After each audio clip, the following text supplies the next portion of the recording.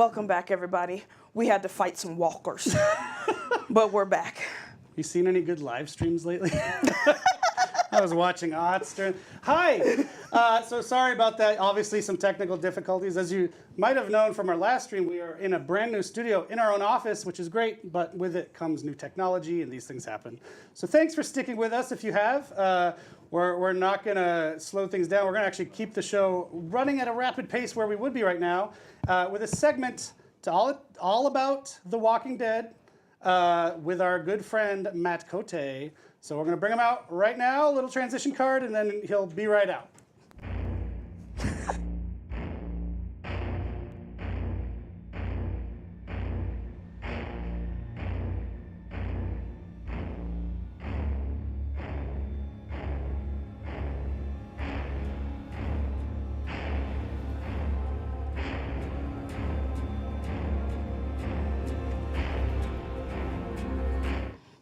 All right, and we're back. Another day, another huge franchise coming to Dead by Daylight, and today we'll be talking about none other than The Walking Dead to celebrate our new chapter.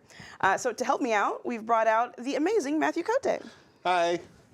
So not only is this another amazing chapter coming to Dead by Daylight, especially right after we just had 5 Nights at Freddy. This is like a... We're busy. Yeah, we're so busy. This is like a huge chaser after that.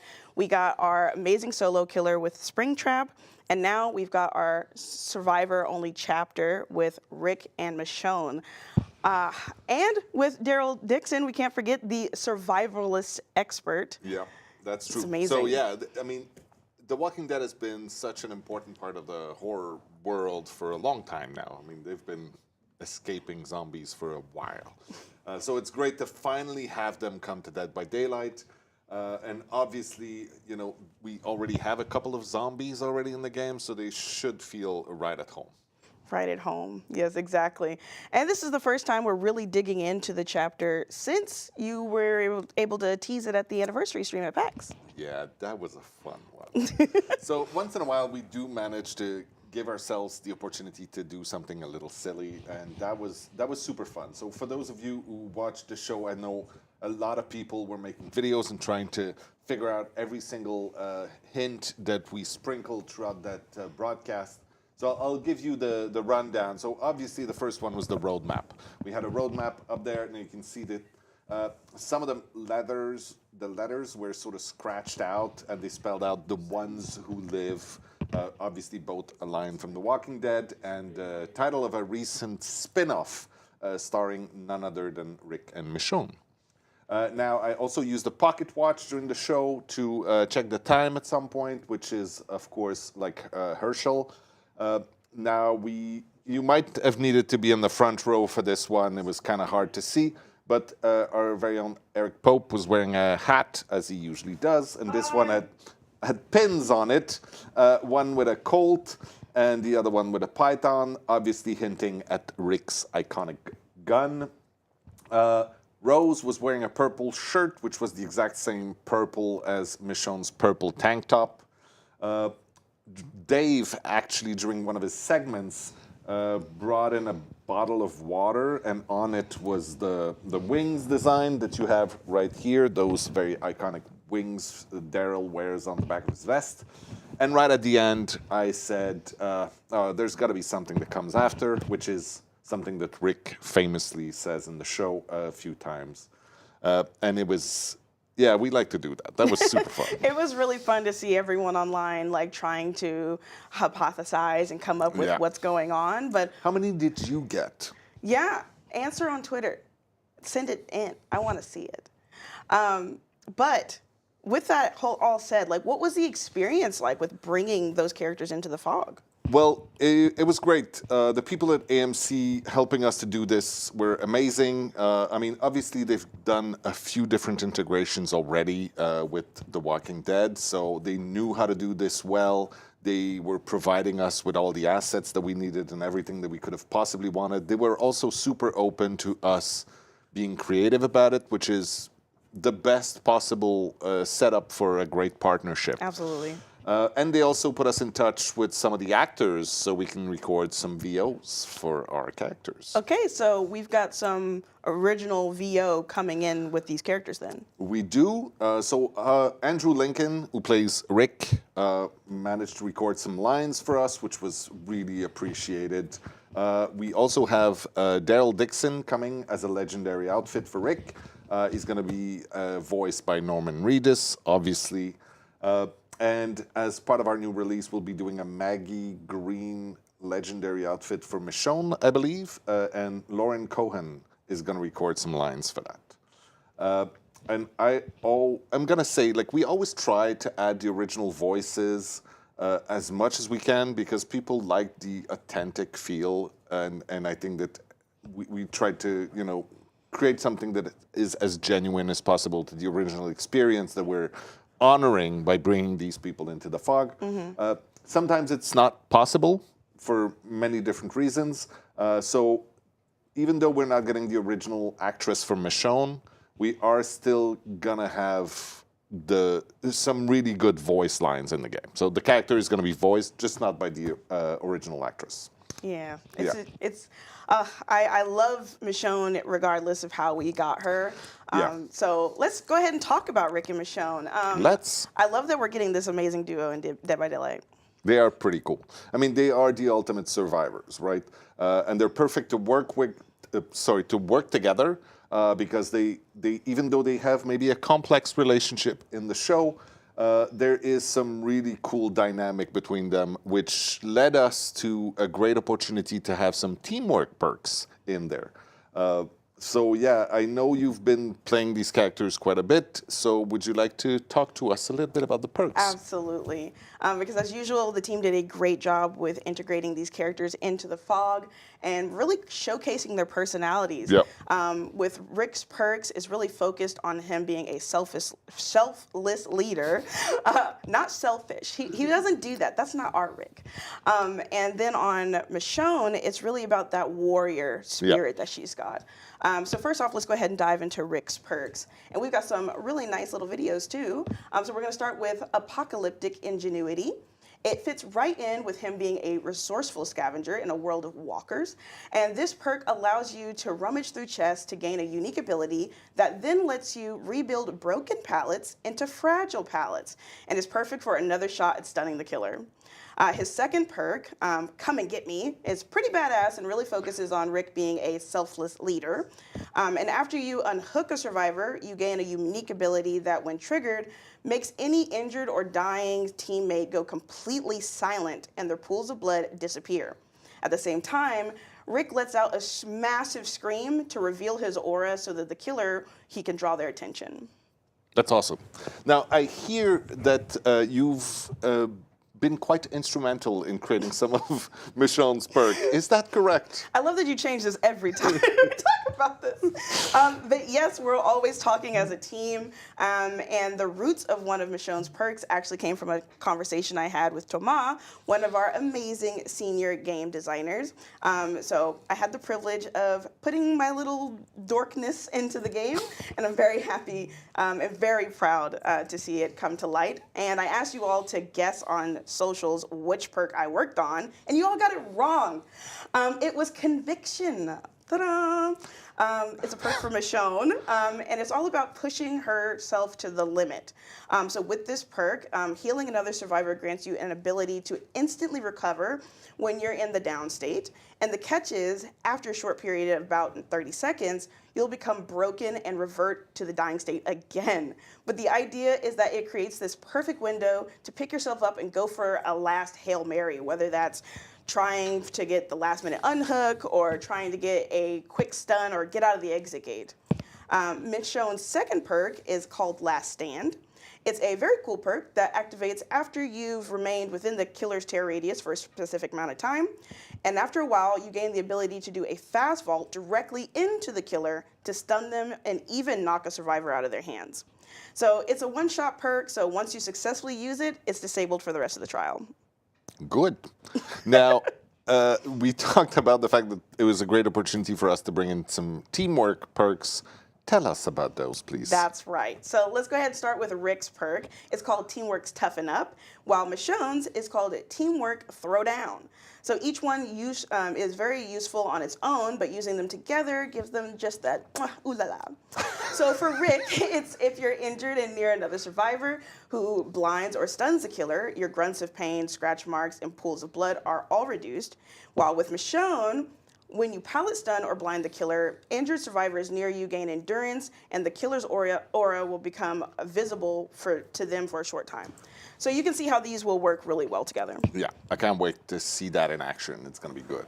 Now, we are also adding a new tile to the map set that we have along with the release of the chapter. So this one is going to be called the Fallen Refuge. The map is called that. It lives within the Withered Isle realm. And of course, it introduces a special Walking Dead tile that we're bringing into this. So the map can spawn randomly. Of course, it will be released at the same time as the chapter. It's coming in right now. Now, the tile is sort of a mix of different things. It's a mix of the hospital from season 1 and the prison from season 3, I believe. Two really iconic settings from the show. There were so many to choose from. We had to pick some.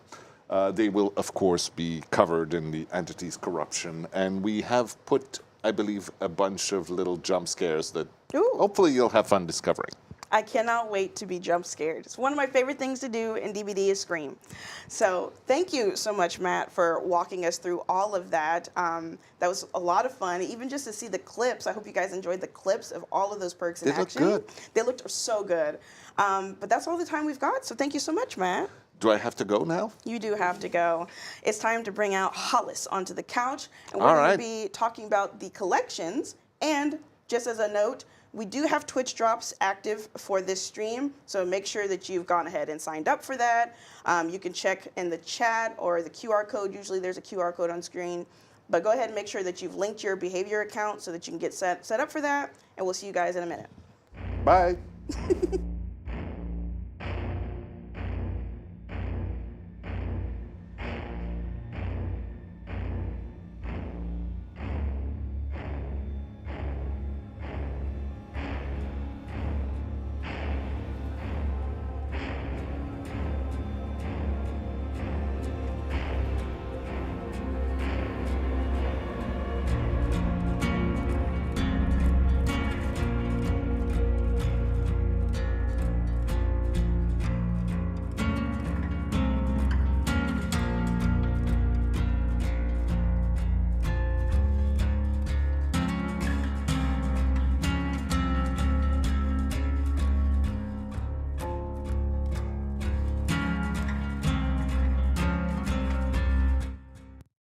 All right, so now it's time to talk upcoming collections. And we've got some great stuff part of this release, including, of course, some very cool outfits from our chapter collection.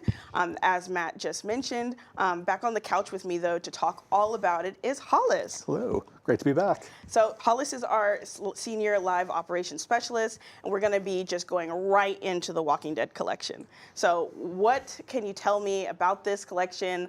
We've got some really iconic characters with some iconic moments. So what did the team do to like cook this up and get the ball rolling? Yeah, you're absolutely right. We're doing a lot for this one right out the gate, with a lot more on the way down the road, trust me. The collection is launching today with the chapter, and we'll feature 3 outfits for Rick, 2 for Michonne, and then each of them will also be getting 3 uncommon torso pieces to help with a little bit of mix and match variety. Okay, I love to hear mix and match. That's my favorite word. So let's start with Rick. As Matt mentioned minutes ago, the Legendary is going to be coming in. So maybe you could expand on that. Yeah, sure. So like Matt said, Rick's Legendary is actually a really cool Daryl Dixon outfit, complete with all new voice lines, both in lobby and in the game, recorded by Norman Reedus himself. Now, Daryl is one of the most beloved characters on TV, and let's be honest, you can't really have a Walking Dead chapter without him. So we're really happy with how he turned out and excited to have him as the centerpiece of the collection so far. Additionally, buying the outfit will also unlock a Daryl Dixon badge for you, so don't miss out. Okay, so when it comes to Rick and his other looks, this character's been through a lot. Absolutely. So how did you guys choose which outfits to really secure for him in the fog? Yeah, so Rick has a lot of iconic looks throughout the series, and we chose two that were in kind of two different directions, really. Okay. His first is called Last Day on Earth, and it has him in his classic bomber jacket. Fans might know this as his murder jacket, his killing jacket, because whenever you see Rick wearing it, someone is going to die a horrible, painful death. Whether that be him biting someone's throat out or slicing a cannibal apart with a machete. It's truly a jacket for all occasions. Okay. And then Versatile. Rick also has his brutal awakening outfit where he's wearing his hospital gown. And this is kind of basically the opposite vibe of the jacket because this is the outfit he was wearing when he first woke from his coma in the first episode. It may seem like a bit of an out there choice for an outfit, but we like it because it kind of represents Rick leaving his old world behind, which is a nice parallel for him being taken by the entity and being in DBD. Yeah, I like that duality in general. You've got one that's all about taking life and one about usually saving lives. Yeah. But, you know, this is Dead by Daylight, so. And, sorry. Michonne is like another one that has like some really great Absolutely. looks, especially coming into the fog. So like, how did you all choose hers? Yeah, so we all love Michonne here, and we wanted to give her some really amazing standout looks to start off with. The first one is called The Next World, which is taken from season 4 of the show, when the prison they're staying at is overrun by walkers after being attacked by the villain known as the Governor. She's got her white vest, a vest, a white shirt, and she's also has the scabbard for her katana. Now, obviously, survivors can't have weapons in DBD, but we still wanted to add the scabbard as a nod since it's such a key part of the character. It looks so good. Her second outfit is called What We Become, and it's more of a cloaked / hooded look taken from season 10 of the show, where she leaves Alexandria, leaves her family, leaves her friends behind to go search for Rick after getting a clue that he may be alive. I love that. And then, like Matt said, Halloween will be introducing a legendary for Michonne, which is Maggie Green. And that will be voiced by Lauren Cohen herself, who played Maggie on the show. Oh, that's awesome. I cannot wait. That's going to be great. I cannot wait to get my hands on all of that. But there's so much in this collection, and I just literally cannot wait to see what we add in the future. So that covers it for The Walking Dead. So what can you tell us about the next collection that's coming out as part of this release? Yeah, so this is a new one called the Party Hard Collection coming out on August 19th. And this one is more or less what it sounds like. They're getting wasted? Less of that and more getting murdered. Oh, okay. So imagine this. There was a party, you know, cake, ribbons, gifts, a guy trying to suck your fingers. Okay. Oh, hey. I mean, What kind of parties you going to, Hollis? Listen, I don't go to many parties. I just have to kind of assume that's what's happening at them. But I anyway. wouldn't assume that. Oh, well, my bad. Yeah. But anyway, we're showing you the aftermath of that party. So this collection launches with 2 outfits for Killer and 2 for Survivors. Okay. The first is an outfit for the Clown, speaking of sucking fingers, called the Bad Entertainer, because what's a party without the entertainment? It's some bad entertainment, all right. Here he's wearing a homemade mascot outfit since he couldn't afford a real one. And basically, he goes to the party and falls face first into the cake immediately. So whoever hired him did not get their money's worth. Absolutely did not. And then we have Chucky in his birthday doll outfit. Now, Chucky loves to party. He's decked out in frosting and ribbons and also has a backpack full of presents. But since it's Chucky, those presents are just an assortment of deadly weapons. That's what you get when you give someone a good guy doll for their birthday. Yeah, so what about our survivors? Yeah, so for our survivors, we have Dwight and Claudette wearing their life of the party and sharing time outfits. Once again, they're both decked out in streamers and hats and frosting, so Dwight loves to party. All right. So let's go ahead and, get away from this party. This is not my scene. So next up for the next collections is a fan favorite, actually, that was inspired by one of our other character cosmetics, right? You want to talk about it? So this one is called the Counterculture Collection, releasing on August 12th. And it's actually inspired by an outfit that Nia was rocking all the way back in Tome 10. Players really loved it, so we wanted to expand on it with a whole collection. Okay. So what are we going to have? Like, who's going punk in this collection? Yeah, so for starters, we have David King wearing his efficient bouncer outfit. That's clearly inspired by the UK punk scene. He's actually working as a bouncer at a punk-themed bar, and he's made sure to dress the part. I love that. That looks so good on him.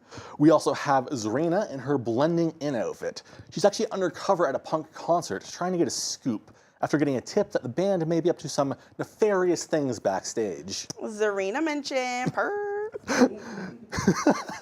Then there's also the Trickster in his My Way outfit, who's taking a break from K-pop to try his hand at some K-punk. Oh, God. It looks good, though. Then finally, we have another take on Nia, who was once again the inspiration behind this whole collection, and she's decked out in her Safe Place outfit. Wow. This is taken from her time away from her home in Sweden when she was living in the United States. That looks so good. Oh my gosh, I love that. I love it. And we're already announced a few other collections that's being released around the same time, so maybe you can give a little reminder. Yeah, so if you saw our PAX stream, you would have saw that the Tomb Raider collection is adding 2 new outfits on August 5th. There's, of course, the iconic Lara outfit, which we saw, that's inspired by her classic look that everyone knows and loves. And then we also have her Shadowrunner outfit, which we can show you here for the first time. So this is the Shadowrunner outfit from Rise of the Tomb Raider that she uses for more stealthy missions. Also, for anyone out there who does not already own Lara, we've got a bundle for you that includes both the character and the iconic outfit at a discount. And last but not least, we're also adding a new entry to the Modern Baroque collection on September 2nd. This is an outfit for Hattie that was originally going to be her Lunar New Year outfit, that, if you guys remember, that has been reimagined into the Modern Baroque collection. This new reworked version is called the School Special Day outfit. Hattie girl, yes, I love that. That came out so well. Oh my gosh, and thank you for showing us all of those amazing things, Hollis. I cannot wait to see them pop up in the fog. I'm not sure about that party you were talking about. I don't think I can go to that. That's fine, you're not invited anyway. Oh, okay, Hollis is never going to be on the show anymore. But next up, we've got someone I do want on the show, which is going to be Peanuts with a T, talking about the latest that's coming up with 2v8, so stay tuned.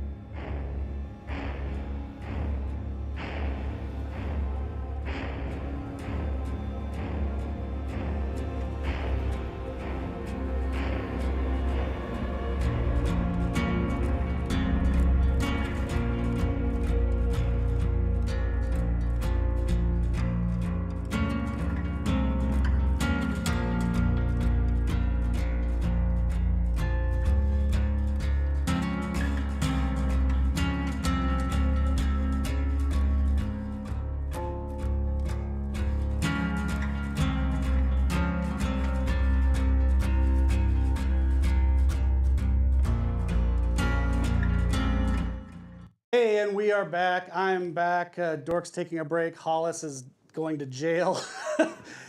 He's always like that, by the way. I want people to know Hollis is always like that. An enjoyable man. Also, I just want to throw, it's not even in the script, but someone mentioned this to me. Tomb Raider. Tomb Raider was part of that discussion in the last segment. While I was on vacation, there were some rumors about Tomb Raider just like going away. That's not happening. That's not happening, so everyone cool your asses. Tomb Raider's staying with us because we love them.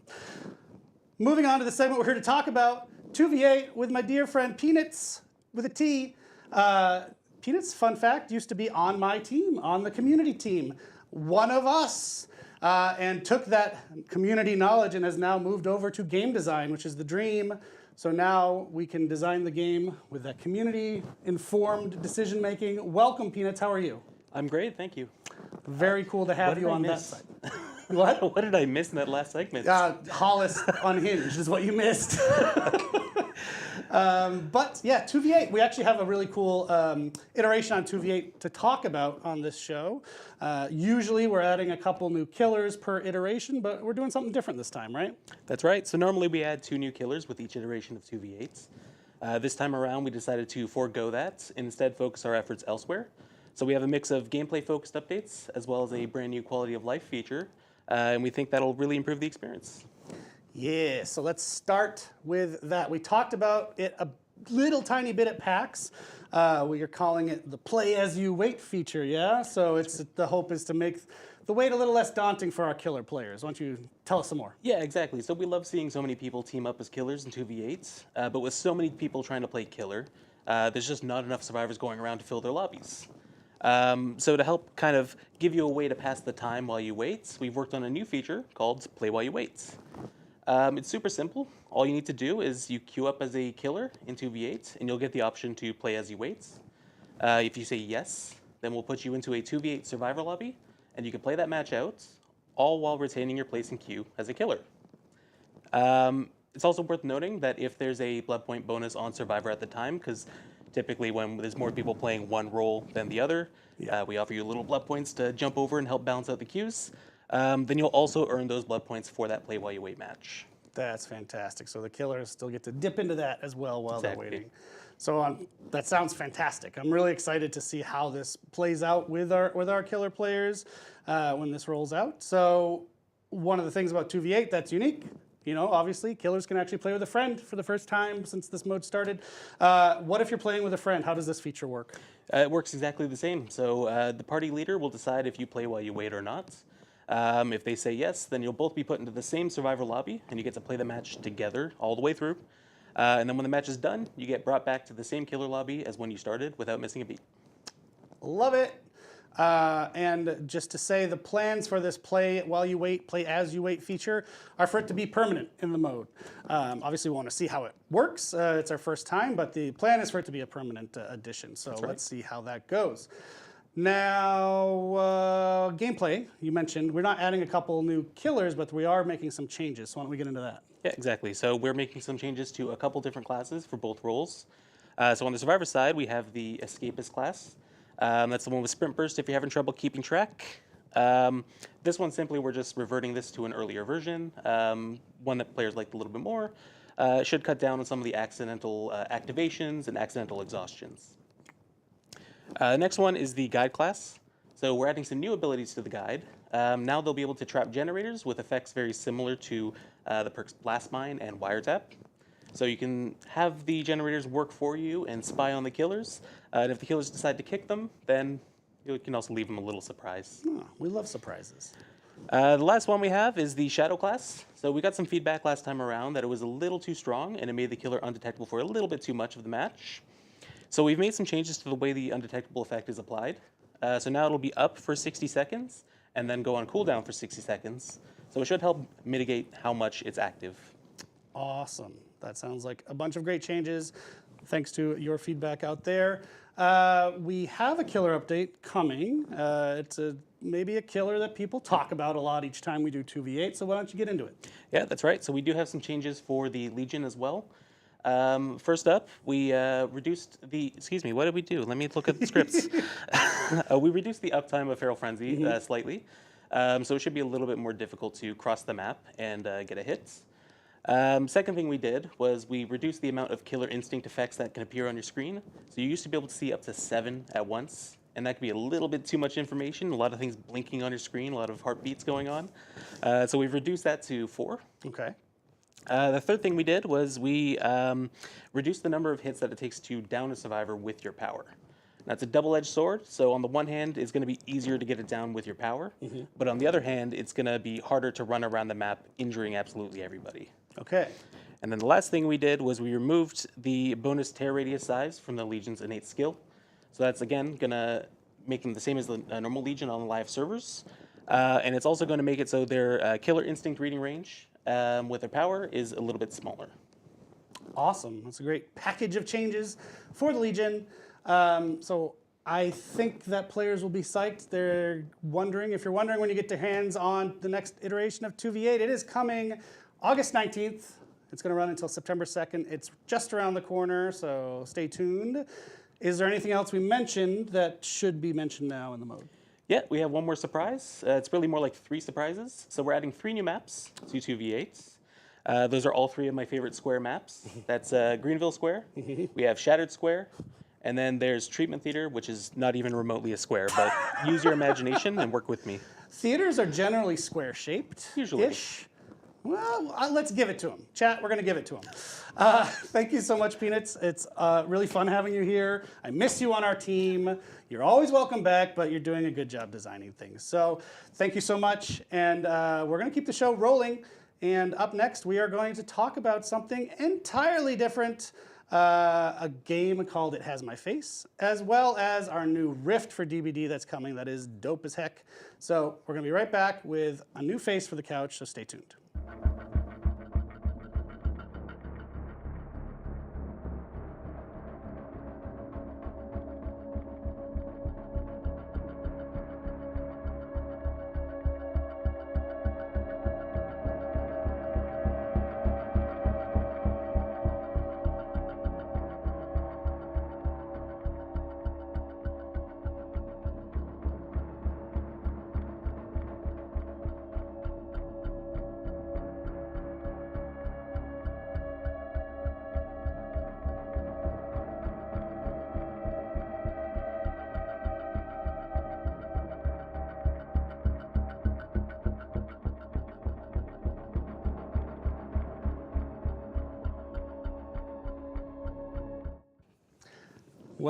Welcome back. I'll introduce this fellow in a second. So if you watched our live stream from PAX, we were live there. It was super duper fun earlier this summer. We did a segment where we mentioned an upcoming game called It Has My Face that Behavior is publishing. We thought it would be a good opportunity now that we're back in studio, we're not down in Boston, to bring on someone very involved with this game over here at Behavior. His name's Nathan Sellon. He's our VP of Strategy. He's here to talk to you about It Has My Face and why we think it is of interest to you, the DBD player. It is not a DBD game, but having played it myself, I spent my morning in the stressful world of It Has My Face. I definitely see the thematic connection of anxiety and horror. So, Nathan, welcome, first of all. Welcome to the show.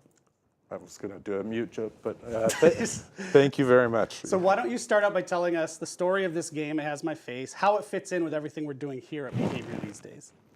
So I think it's really important to note how this isn't like What the Fog, which we published last year. That was a game made here at Behavior. Right.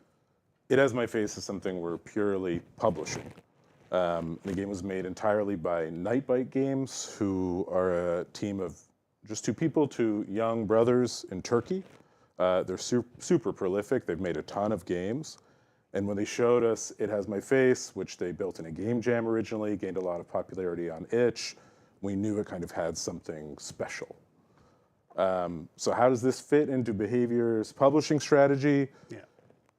You know, there's just like so much going on in indie horror right now. Like just last year, you had these awesome critically acclaimed games like Crow Country, Mouthwashing, My Side, and we want to bring more awareness to games like those. DBD has millions of players every month, and that gives us this huge platform to connect with gamers who love horror.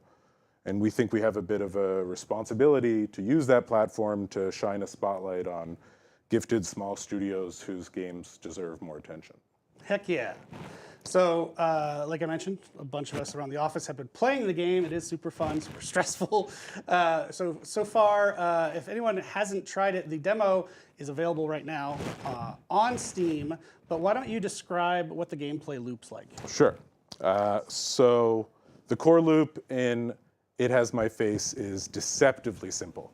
For the most part, every round is very much the same. You start by pulling up your mirror to see what you look like. And I'm a huge fan of any game that has an original action like that, like a great, unique verb.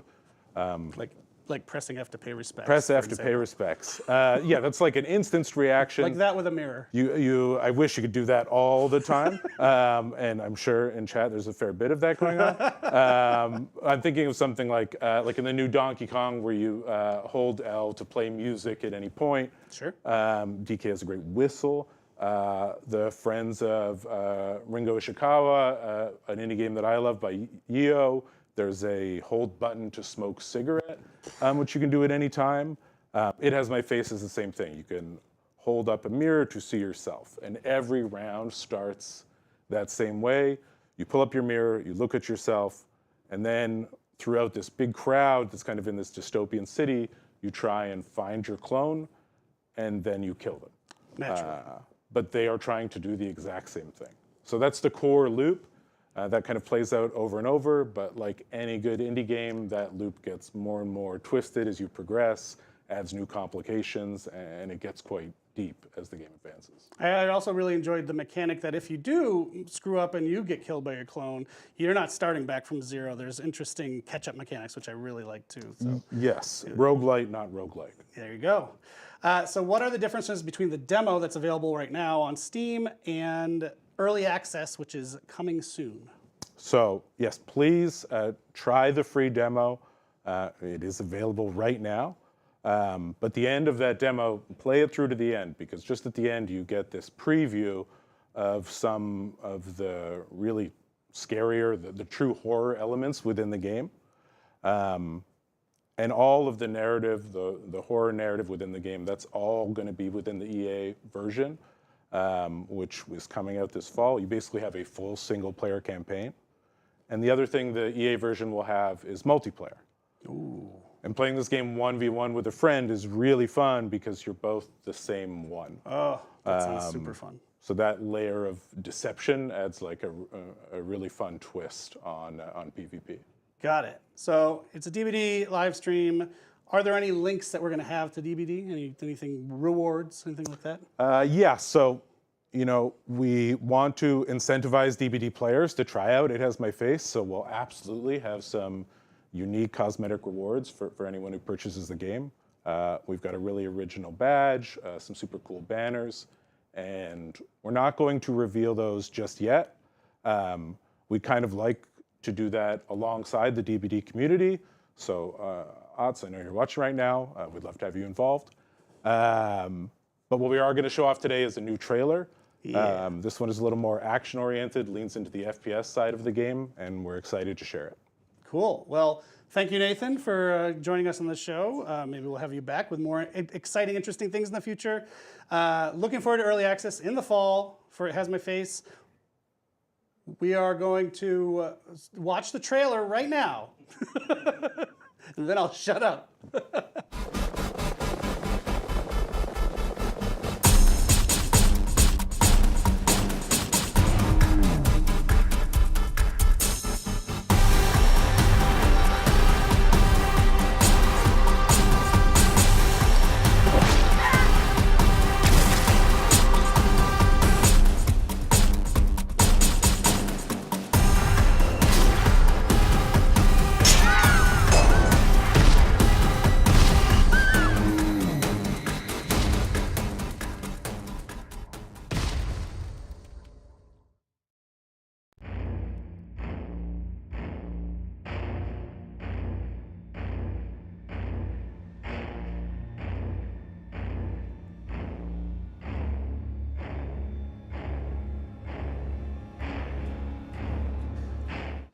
All right, Dork is back. Before we wrap up the show, we did want to mention, maybe you can see it a little bit behind me, our Rift Entombment is upon us, and it's going to run until October 14th, so we wanted to do a quick shout out there.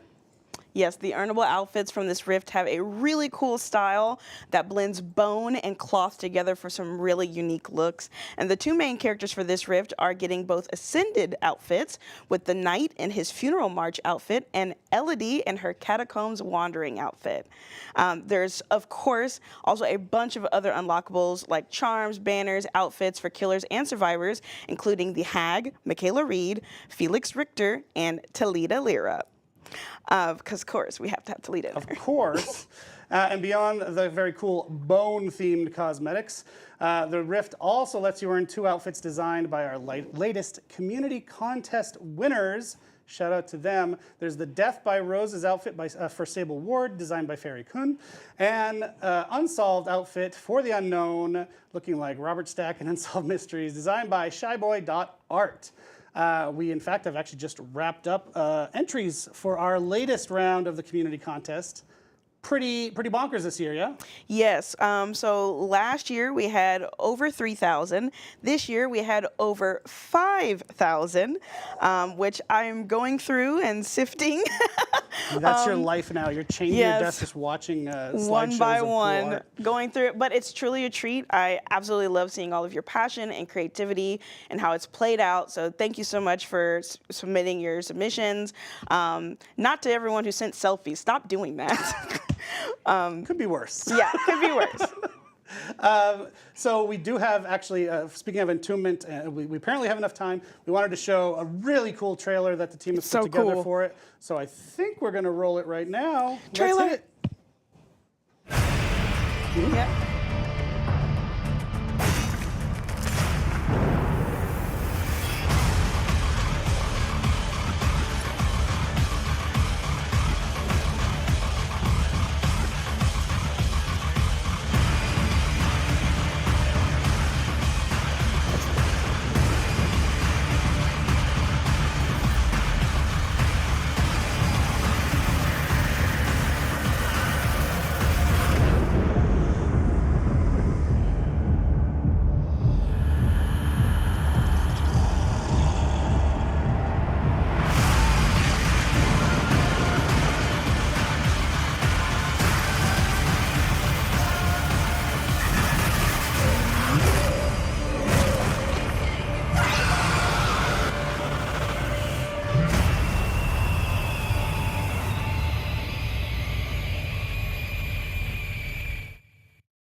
Such a good trailer. You cannot tell me they don't have aura.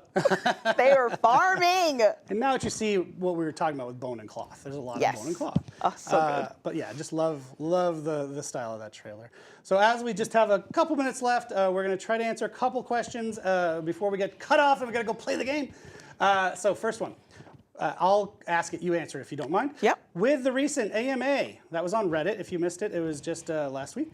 We were told that the kidnap tech with Ghoul is not a bug. Oh yes, can you clarify this one? Yes, so the so-called kidnap tech, which, wow, what a name, is not officially a bug. However, the interaction with pallets is also not fully intended. It's effectively a byproduct of how the killer's power works. So we know this is something that the players are very vocal about, and we want to make sure that we are addressing this with our designers who are investigating ways to implement changes without changing how the Ghoul works in general. Excellent. Next, with the Walking Dead tile that Matt mentioned being on the Withered Isle realm, will we see any new maps or realms in the future? You will. If you love new maps, you're really going to look forward to what's coming next year. Teaser. The cosmetic contest that we mentioned just finished. Have you had a chance to look at the entries yet? Any clues? There are so many entries. It's going to take some time to go through all of them, but rest assured, we've got some really strong contenders, making sure to have plenty for us to internally vote on and then for you to vote on, so stay tuned. Someone sent an amazing Warhammer one that, we can't do licensed stuff, but Warhammer it was great. Ace. I love it. I love Warhammer. Quick question, will we ever see all killers available in 2v8?